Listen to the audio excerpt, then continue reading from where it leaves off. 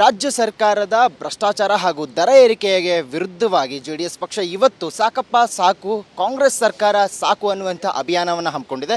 ಸದ್ಯ ಈಗ ಜೆಡಿಎಸ್ ಪಕ್ಷದ ಯುವ ಘಟಕದ ರಾಜ್ಯಾಧ್ಯಕ್ಷರಾಗಿರುವಂಥ ನಿಖಿಲ್ ಕುಮಾರಸ್ವಾಮಿ ಅವರು ವೇದಿಕೆ ಹತ್ತ ಬಂದು ತಯಾರಿ ಬಗೆಗೆ ಪರಿಶೀಲನೆಯನ್ನು ಮಾಡಿದ್ರು. ಅವ್ರನ್ನ ಮಾತನಾಡ್ಸೋಣ. ಇವತ್ತಿನ ಈ ಒಂದು ಅಭಿಯಾನದ ಬಗ್ಗೆ ಅವ್ರನ್ನ ಕೇಳೋಣ. ಸರ್, ಇವತ್ತಿನ ಕಾರ್ಯಕ್ರಮದ ಬಗ್ಗೆ ಹಾಗೆ ಏನೇನು ಇವತ್ತಿನ ತಯಾರಿ ಏನೇನು ನಡೆಯುತ್ತೆ ಅನ್ನೋದು.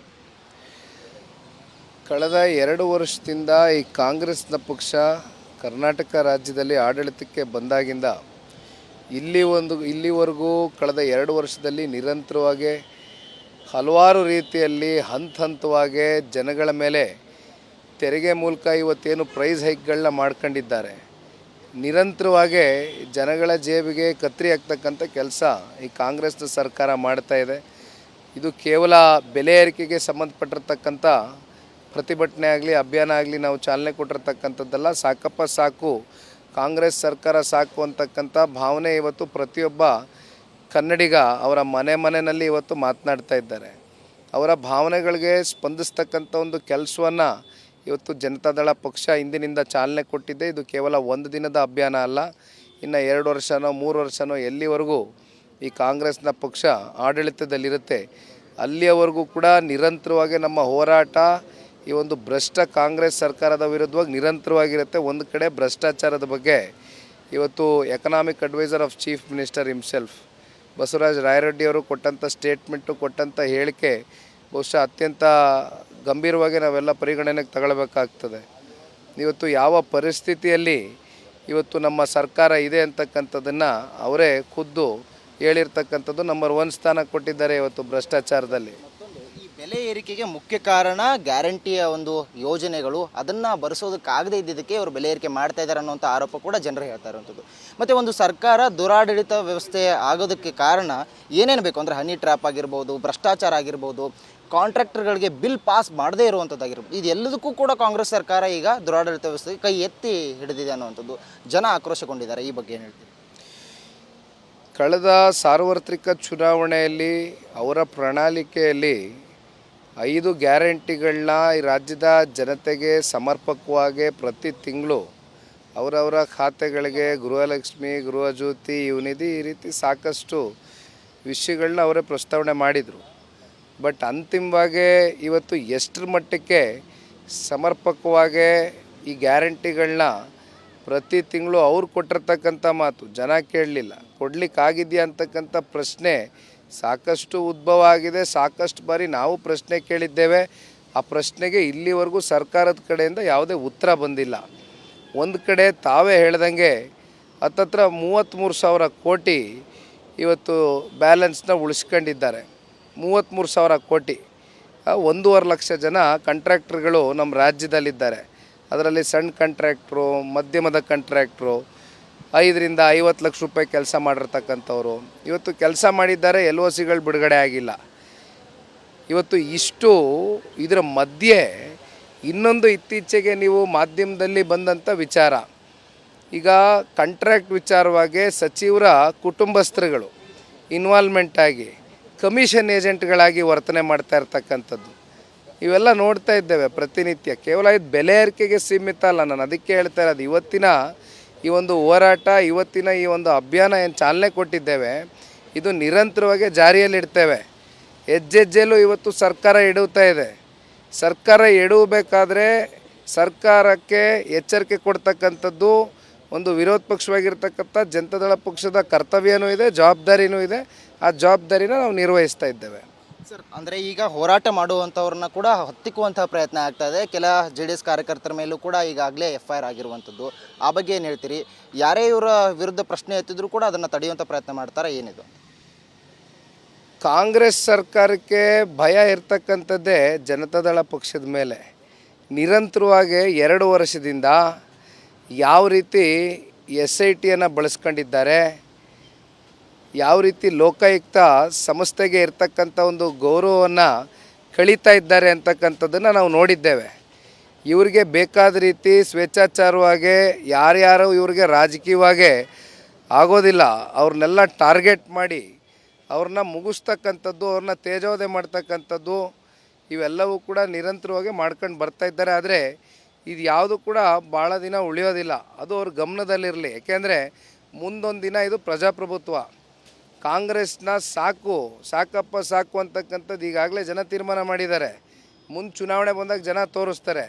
ಆಗ ಅಂತಿಮವಾಗಿ ಆಡಳಿತಕ್ಕೆ ಬರಬೇಕಾಗಿರ್ತಕ್ಕಂಥವು ಯಾವ ಪಕ್ಷ ಆಲ್ಟರ್ನೇಟಿವ್ ಅಂತ ರಾಜ್ಯದ ಜನ ತೀರ್ಮಾನ ಮಾಡ್ತಾರೆ. ಅವತ್ತೇನಾಗ್ಬೋದು ಪರಿಸ್ಥಿತಿ?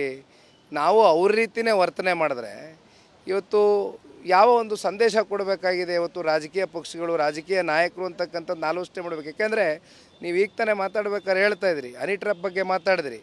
ಈಗ ಹೇಗಾಗಿದೆ ಪರಿಸ್ಥಿತಿ ಅಂದರೆ, ಈಗ ಸರ್ಕಾರದಲ್ಲಿರ್ತಕ್ಕಂಥ ಸಚಿವರಿಗೆ ಹನಿ ಟ್ರ್ಯಾಪು, ಇನ್ನು ಕೇಂದ್ರದವ್ರಿಗೆ ಮನಿ ಟ್ರ್ಯಾಪು, ಇಲ್ಲಿ ನಮ್ಮ ಜನಗಳಿಗೆ ತೆರಿಗೆ ಟ್ರ್ಯಾಪು, ಕಾಂಟ್ರಾಕ್ಟರ್ಸ್ಗೆ ಕಮಿಷನ್ ಟ್ರ್ಯಾಪು. ಕಂಪ್ಲೀಟ್ಲಿ ಟ್ರ್ಯಾಪ್ ಸರ್ಕಾರ ಅಷ್ಟೇ ಇದು. ಇನ್ನೇನು ಉಳಿದಿಲ್ಲ. ಆಡಳಿತ ಅಂತಕ್ಕಂಥದ್ದು ಬಹುಶಃ ಈ ಮಟ್ಟಕ್ಕೆ ಶೂನ್ಯ ಆಗಿರ್ತಕ್ಕಂಥದ್ದು ಹಿಂದೆ ಸಾಕಷ್ಟು ಸರ್ಕಾರಗಳ ಆಳ್ವಿಕೆ ಮಾಡಿದೆ ನಮ್ಮ ರಾಜ್ಯವನ್ನು. ಭಾಳ ಜನ ರಾಜಕೀಯ ನಾಯಕರು ಆಡಳಿತ ಮಾಡಿದ್ದಾರೆ. ವಿಧಾನಸೌಧ ಅಂತಕ್ಕಂಥ ದೇವಾಲಯದಲ್ಲಿ ಇವತ್ತು ಚರ್ಚೆಗಳೇನಾಗಬೇಕಾಗಿದೆ? ಈ ರಾಜ್ಯದ ಅಭಿವೃದ್ಧಿ ಬಗ್ಗೆ ಚರ್ಚೆ ಮಾಡ್ತೀರಾ? ಈ ರಾಜ್ಯದ ಜನತೆಯ ಒಂದು ಏಳಿಗೆ ಬಗ್ಗೆ ಚರ್ಚೆ ಮಾಡ್ತೀರಾ? ಅಥವಾ ಹನಿ ಟ್ರ್ಯಾಪ್ ಬಗ್ಗೆ ಚರ್ಚೆ ಮಾಡ್ತೀರಾ? ನಮ್ಮಂಥ ಜನಪ್ರತಿನಿಧಿಗಳು ಬಯಸ್ತಕ್ಕಂಥದ್ದು ವಿಷಯಾಧಾರಿತವಾದಂಥ ಚರ್ಚೆ. ಈ ರೀತಿ ಹನಿ ಟ್ರ್ಯಾಪ್ ಬಗ್ಗೆ ಮಾತನಾಡ್ತಕ್ಕಂಥದ್ದು ಸದನದ ಒಳಗಡೆ ನಾವೆಲ್ಲ ದೇವಸ್ಥಾನ ಅಂತ ಭಾವಿಸಿದ್ದೀವಿ. ನಮ್ಮಂಥ ಯುವಕರಿಗೇನು ಸಂದೇಶ ಕೊಡ್ತೀರಿ? ಮುಂಬರ್ತಕ್ಕಂಥ ಯುವಕರಿಗೇನು ಸಂದೇಶ ಕೊಡ್ತೀರಿ? ಇದು ಪ್ರಶ್ನೆ. Thank you. ಇದಿಷ್ಟು ನಿಖಿಲ್ ಕುಮಾರಸ್ವಾಮಿ ಅವರ ಮಾತಾಗಿರುವಂಥದ್ದು. ಈ ಅಭಿಯಾನದ ಬಗ್ಗೆ ಅಂದರೆ ಕಾಂಗ್ರೆಸ್ ಸರ್ಕಾರದ ವಿರುದ್ಧವಾಗಿ ಸಾಕಪ್ಪ ಸಾಕು ಅನ್ನೋ ಅಭಿಯಾನದ ಬಗ್ಗೆ ಅವರು ಸಂಪೂರ್ಣವಾಗಿ ತಿಳಿಸಿದರು. ಒಂದು ಸರ್ಕಾರದ ದುರಾಡಳಿತ ಯಾವ ಮಟ್ಟಕ್ಕಿರುತ್ತೆ ಅನ್ನುವಂಥದ್ದನ್ನು ಸಂಪೂರ್ಣವಾಗಿ ತಿಳಿಸಿರುವಂಥದ್ದು. ಸದ್ಯ ಇವತ್ತಿನ ಪ್ರತಿಭಟನೆ ಯಾವ ರೀತಿ ನಡೆಯುತ್ತೆ ಅಂತ ಅನ್ನೋದನ್ನು ಕಾಯ್ದು ನೋಡಬೇಕಾಗಿದೆ. ಕ್ಯಾಮ್ರಾ ಪರ್ಸನ್ ದೀಪಕ್ ಜೊತೆ ಅರವಿಂದ್, ರಿಪಬ್ಲಿಕ್ ಕನ್ನಡ, ಬೆಂಗಳೂರು. ರಾಜ್ಯ ಸರ್ಕಾರದ ಭ್ರಷ್ಟಾಚಾರ ಹಾಗೂ ದರ ಏರಿಕೆಗೆ ವಿರುದ್ಧವಾಗಿ JDS ಪಕ್ಷ ಇವತ್ತು ಸಾಕಪ್ಪ ಸಾಕು, ಕಾಂಗ್ರೆಸ್ ಸರ್ಕಾರ ಸಾಕು ಅನ್ನುವಂಥ ಅಭಿಯಾನವನ್ನು ಹಮ್ಮಿಕೊಂಡಿದೆ. ಸದ್ಯ ಈಗ JDS ಪಕ್ಷದ ಯುವ ಘಟಕದ ರಾಜ್ಯಾಧ್ಯಕ್ಷರಾಗಿರುವಂಥ ನಿಖಿಲ್ ಕುಮಾರಸ್ವಾಮಿ ಅವರು ವೇದಿಕೆ ಹತ್ತ ಬಂದು ತಯಾರಿ ಬಗೆಗೆ ಪರಿಶೀಲನೆಯನ್ನು ಮಾಡಿದ್ರು. ಅವ್ರನ್ನ ಮಾತನಾಡ್ಸೋಣ. ಇವತ್ತಿನ ಈ ಒಂದು ಅಭಿಯಾನದ ಬಗ್ಗೆ ಅವ್ರನ್ನ ಕೇಳೋಣ. ಸರ್, ಇವತ್ತಿನ ಕಾರ್ಯಕ್ರಮದ ಬಗ್ಗೆ, ಹಾಗೆ ಏನೇನು ಇವತ್ತಿನ ತಯಾರಿ, ಏನೇನು ನಡೆಯುತ್ತೆ ಅನ್ನೋದು. ಕಳೆದ 2 ವರ್ಷದಿಂದ ಈ ಕಾಂಗ್ರೆಸ್ನ ಪಕ್ಷ ಕರ್ನಾಟಕ ರಾಜ್ಯದಲ್ಲಿ ಆಡಳಿತಕ್ಕೆ ಬಂದಾಗಿಂದ ಇಲ್ಲಿವರೆಗೂ ಕಳೆದ 2 ವರ್ಷದಲ್ಲಿ ನಿರಂತರವಾಗಿ ಹಲವಾರು ರೀತಿಯಲ್ಲಿ ಹಂತವಾಗಿ ಜನಗಳ ಮೇಲೆ ತೆರಿಗೆ ಮೂಲಕ ಇವತ್ತೇನು ಪ್ರೈಸ್ ಹೈಕ್ಗಳನ್ನ ಮಾಡ್ಕೊಂಡಿದ್ದಾರೆ. ನಿರಂತರವಾಗಿ ಜನಗಳ ಜೇಬಿಗೆ ಕತ್ತರಿ ಹಾಕ್ತಕ್ಕಂಥ ಕೆಲಸ ಈ ಕಾಂಗ್ರೆಸ್ನ ಸರ್ಕಾರ ಮಾಡ್ತಾ ಇದೆ. ಇದು ಕೇವಲ ಬೆಲೆ ಏರಿಕೆಗೆ ಸಂಬಂಧಪಟ್ಟಿರ್ತಕ್ಕಂಥ ಪ್ರತಿಭಟನೆ ಆಗಲಿ, ಅಭಿಯಾನ ಆಗಲಿ ನಾವು ಚಾಲನೆ ಕೊಟ್ಟಿರ್ತಕ್ಕಂಥದ್ದೆಲ್ಲ. ಸಾಕಪ್ಪ ಸಾಕು, ಕಾಂಗ್ರೆಸ್ ಸರ್ಕಾರ ಸಾಕು ಅಂತಕ್ಕಂಥ ಭಾವನೆ ಇವತ್ತು ಪ್ರತಿಯೊಬ್ಬ ಕನ್ನಡಿಗ ಅವರ ಮನೆಯಲ್ಲಿ ಇವತ್ತು ಮಾತನಾಡ್ತಾ ಇದ್ದಾರೆ.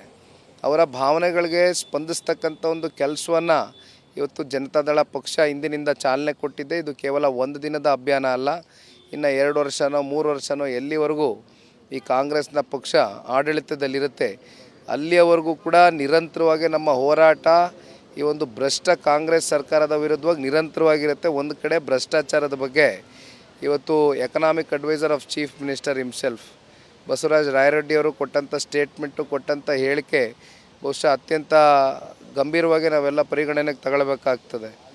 ಇವತ್ತು ಯಾವ ಪರಿಸ್ಥಿತಿಯಲ್ಲಿ ಇವತ್ತು ನಮ್ಮ ಸರ್ಕಾರ ಇದೆ ಅಂತಕ್ಕಂಥದ್ದನ್ನು ಅವರೇ ಖುದ್ದು ಹೇಳಿರ್ತಕ್ಕಂಥದ್ದು. ನಂಬರ್ 1 ಸ್ಥಾನ ಕೊಟ್ಟಿದ್ದಾರೆ ಇವತ್ತು ಭ್ರಷ್ಟಾಚಾರದಲ್ಲಿ.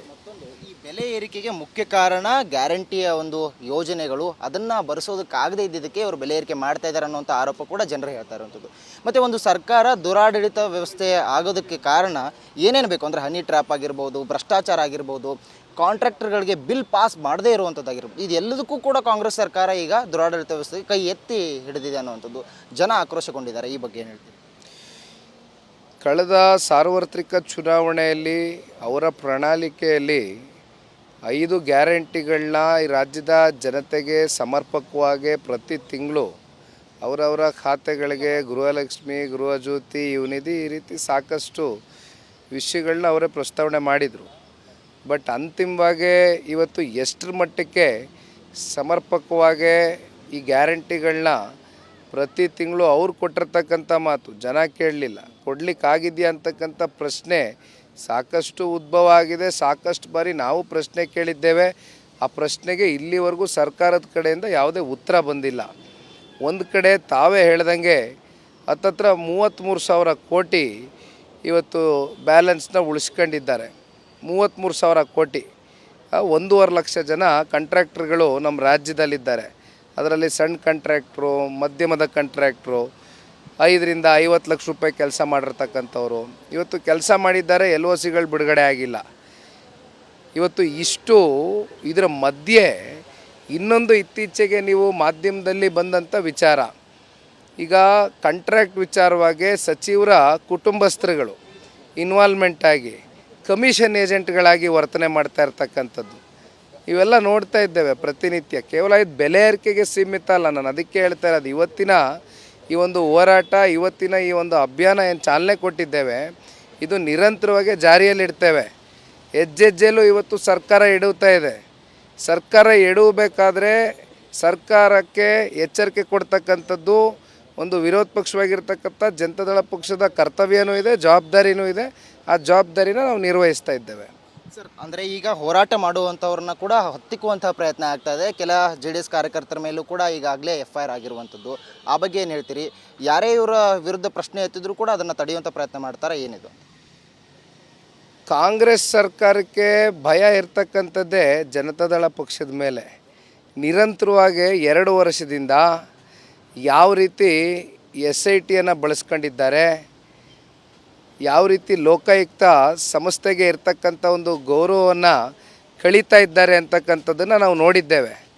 ಇವರಿಗೆ ಬೇಕಾದ ರೀತಿ ಸ್ವೇಚ್ಛಾಚಾರವಾಗಿ ಯಾರ್ಯಾರು ಇವ್ರಿಗೆ ರಾಜಕೀಯವಾಗಿ ಆಗೋದಿಲ್ಲ ಅವ್ರನ್ನೆಲ್ಲ ಟಾರ್ಗೆಟ್ ಮಾಡಿ ಅವ್ರನ್ನ ಮುಗಿಸ್ತಕ್ಕಂಥದ್ದು, ಅವ್ರನ್ನ ತೇಜೋವಧೆ ಮಾಡ್ತಕ್ಕಂಥದ್ದು ಇವೆಲ್ಲವೂ ಕೂಡ ನಿರಂತರವಾಗಿ ಮಾಡ್ಕೊಂಡು ಬರ್ತಾ ಇದ್ದಾರೆ. ಆದರೆ ಇದು ಯಾವುದು ಕೂಡ ಭಾಳ ದಿನ ಉಳಿಯೋದಿಲ್ಲ. ಅದು ಅವ್ರ ಗಮನದಲ್ಲಿರಲಿ. ಯಾಕೆಂದರೆ ಮುಂದೊಂದು ದಿನ ಇದು ಪ್ರಜಾಪ್ರಭುತ್ವ.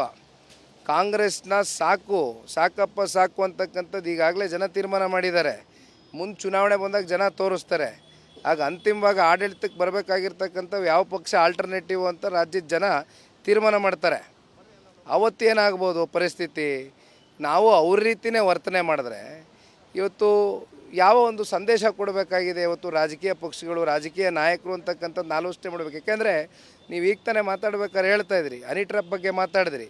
ಈಗ ಹೇಗಾಗಿದೆ ಪರಿಸ್ಥಿತಿ ಅಂದರೆ, ಈಗ ಸರ್ಕಾರದಲ್ಲಿರ್ತಕ್ಕಂಥ ಸಚಿವರಿಗೆ ಹನಿ ಟ್ರ್ಯಾಪು, ಇನ್ನು ಕೇಂದ್ರದವ್ರಿಗೆ ಮನಿ ಟ್ರ್ಯಾಪು, ಇಲ್ಲಿ ನಮ್ಮ ಜನಗಳಿಗೆ ತೆರಿಗೆ ಟ್ರ್ಯಾಪು, ಕಾಂಟ್ರಾಕ್ಟರ್ಸ್ಗೆ ಕಮಿಷನ್ ಟ್ರ್ಯಾಪು.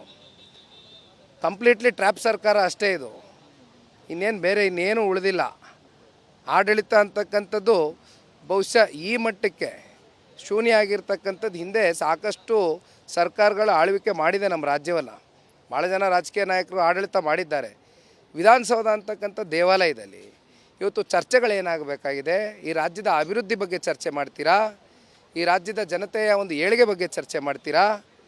ಅಥವಾ ಹನಿ ಟ್ರ್ಯಾಪ್ ಬಗ್ಗೆ ಚರ್ಚೆ ಮಾಡ್ತೀರಾ? ನಮ್ಮಂಥ ಜನಪ್ರತಿನಿಧಿಗಳು ಬಯಸ್ತಕ್ಕಂಥದ್ದು ವಿಷಯಾಧಾರಿತವಾದಂಥ ಚರ್ಚೆ. ಈ ರೀತಿ ಹನಿ ಟ್ರ್ಯಾಪ್ ಬಗ್ಗೆ ಮಾತನಾಡ್ತಕ್ಕಂಥದ್ದು ಸದನದ ಒಳಗಡೆ ನಾವೆಲ್ಲ ದೇವಸ್ಥಾನ ಅಂತ ಭಾವಿಸಿದ್ದೀವಿ. ನಮ್ಮಂಥ ಯುವಕರಿಗೇನು ಸಂದೇಶ ಕೊಡ್ತೀರಿ? ಮುಂಬರ್ತಕ್ಕಂಥ ಯುವಕರಿಗೇನು ಸಂದೇಶ ಕೊಡ್ತೀರಿ? ಇದು ಪ್ರಶ್ನೆ. Thank you. ಇದಿಷ್ಟು ನಿಖಿಲ್ ಕುಮಾರಸ್ವಾಮಿ ಅವರ ಮಾತಾಗಿರುವಂಥದ್ದು. ಈ ಅಭಿಯಾನದ ಬಗ್ಗೆ, ಅಂದರೆ ಕಾಂಗ್ರೆಸ್ ಸರ್ಕಾರದ ವಿರುದ್ಧವಾಗಿ ಸಾಕಪ್ಪ ಸಾಕು ಅನ್ನೋ ಅಭಿಯಾನದ ಬಗ್ಗೆ ಅವರು ಸಂಪೂರ್ಣವಾಗಿ ತಿಳಿಸಿದರು. ಒಂದು ಸರ್ಕಾರದ ದುರಾಡಳಿತ ಯಾವ ಮಟ್ಟಕ್ಕಿರುತ್ತೆ ಅನ್ನುವಂಥದ್ದನ್ನು ಸಂಪೂರ್ಣವಾಗಿ ತಿಳಿಸಿರುವಂಥದ್ದು. ಸದ್ಯ ಇವತ್ತಿನ ಪ್ರತಿಭಟನೆ ಯಾವ ರೀತಿ ನಡೆಯುತ್ತೆ ಅಂತ ಅನ್ನೋದನ್ನು ಕಾಯ್ದು ನೋಡಬೇಕಾಗಿದೆ. ಕ್ಯಾಮ್ರಾ ಪರ್ಸನ್ ದೀಪಕ್ ಜೊತೆ ಅರವಿಂದ್, ರಿಪಬ್ಲಿಕ್ ಕನ್ನಡ, ಬೆಂಗಳೂರು.